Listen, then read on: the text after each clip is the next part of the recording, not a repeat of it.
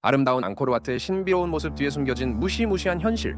한때 미성년자 불법 관계 관광지로 악명을 떨쳤던 캄보디아가 이제는 납치, 인신매매 보이스피싱 조직의 거대한 범죄 봉어지로 변해버렸습니다. 단순한 치안 문제 수준을 넘어 국가 전체가 범죄 네트워크에 깊숙이 연루되어 있다는 충격적인 사실. 동남아에서도 유독 위험한 나라로 꼽히는 캄보디아의 실태를 파헤쳐봅니다. 1. 앙코르와트의 신비, 그 외에는 위험이 가득한 나라. 동남아 여행하면 떠오르는 태국, 베트남, 필리핀 등과는 달리 캄보디아는 한국인들에게 낯선 여행지였습니다. 유일한 매력이라면 웅장한 앙코르와트가 있다는 것 정도였죠. 앙코르와트가 있는 시엠립 지역은 그나마 관광객 수입이 중요해서 다른 지역보다 치안이 나은 편입니다. 하지만 이것도 캄보디아 기준일 뿐 밤늦게 야시장을 돌아다니는 것은 위험한 일로 여겨집니다. 유적에 관심이 없다면 앙코르와트를 보는 것 외에는 딱히 할 것도 없는 나라입니다. 그래서 많은 여행객들은 앙코르와트만 1박 2일로 후딱 보고 다른 동남아 국가로 떠나는 일정이 일반적이었습니다. 카지노가 있지만 주변 국가에 훨씬 좋은 시설들이 많아 굳이 위험을 감수하고 캄보디아를 찾을 이유는 없었죠. 2. 악명 높은 범죄 천국으로의 변신. 과거 캄보디아는 미성년자 관광으로 악명이 높았습니다. 특히 스바이파크 같은 지역은 901세 어린아이들을 대상으로 한성매매가 공공연하게 이루어지는 곳으로 알려져 국제적인 비난을 받았습니다. 국제기구의 개입으로 지금은 많이 사라졌다고 하지만 캄보디아의 어두운 과거를 보여주는 단적인 예입니다. 그런데 최근 캄보디아는 더욱 심각한 범죄의 온상이 되고 있습니다. 바로 납치, 인신매매, 보이스피싱, 로맨스 스캠 같은 조직적인 사이버 범죄의 봉어지가 된 것입니다. 다른 동남아 국가에도 비슷한 범죄가 있지만 캄보디아는 그 규모와 조직화 수준이 차원이 다릅니다. 심지어 수도인 푸놈펜에서도 어슬렁거리다 납치되는 일이 다반사일 정도죠. 주로 고액 연봉을 미끼로 사람들을 유혹해 캄보디아로 오게 한 뒤 공항에 도착하자마자 납치해 감금하는 방식이 흔하게 쓰입니다.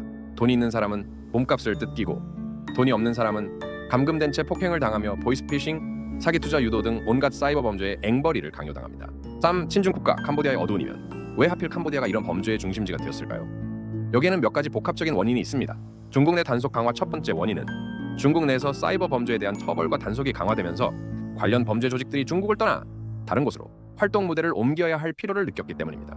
캄보디아의 친중 정책. 캄보디아는 동남아시아에서 가장 친중 성향이 강한 국가 중 하나입니다. 중국의 막대한 투자금, 차관, 무상 원조에 의존하며 군사훈련까지 중국의 도움을 받고 있습니다. 정부의 부패와 독재. 캄보디아의 전 총리 훈센은 약 40년 가까이 장기 집권하며 사실상 아들에게 권력을 세습했습니다. 이런 독재 정권은 국제사회의 비판을 피하기 위해 중국의 후원을 필요로 했고 자연히 중국 범죄 조직에 대해서도 매우 관대하게 대처하게 된 것입니다. 3. 도시 전체가 갱단 자치구가 된 시아누크빌. 특히 캄보디아 남부의 휴양지였던 시아누크빌은 중국의 범죄의 심각성을 단적으로 보여주는 사례입니다. 막대한 중국 자본이 유입되면서 도시 전체가 고층 빌딩으로 재개발되었지만 대부분의 자본이 출처 불분명한 검은 돈으로 추정됩니다. 현재 시아누크빌은 동남아시아의 어두운 범죄 도시로 불리며 도시 한복판에서 중국계 조직원들끼리 총격전을 벌이는 일이 예사입니다. 심지어 한 범죄 조직의 보스는 유튜브에 우리가 이 지역의 안정을 책임지겠다고 선언할 정도로 공권력을 무시하고 있습니다. 사실상 도시 전체가 범죄 조직의 영향력 아래에 있는 준자치구가 되어버린 셈입니다. 5. 가장 심각한 문제. 정부가 공모자다. 캄보디아의 가장 심각한 문제는 단순한 치안 부족이 아니라 정부가 이 범죄에 직접 가담하고 있다는 점입니다. 고위층의 연루. 미국 국무부 보고서에 따르면 납치와 사기 범죄에 가담한 것으로 알려진 캄보디아의 한 최고 부유층 재벌은 독재자 훈센의 측근입니다.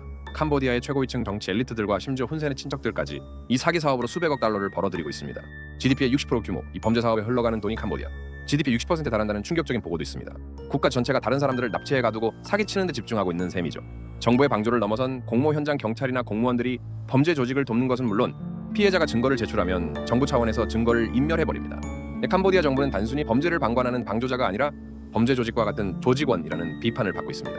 UN 마약범죄사무소와 미국 국무부 등 여러 국제기구의 보고서에서 공통적으로 지적하는 이 사실은 단순한 음모론이 아닙니다.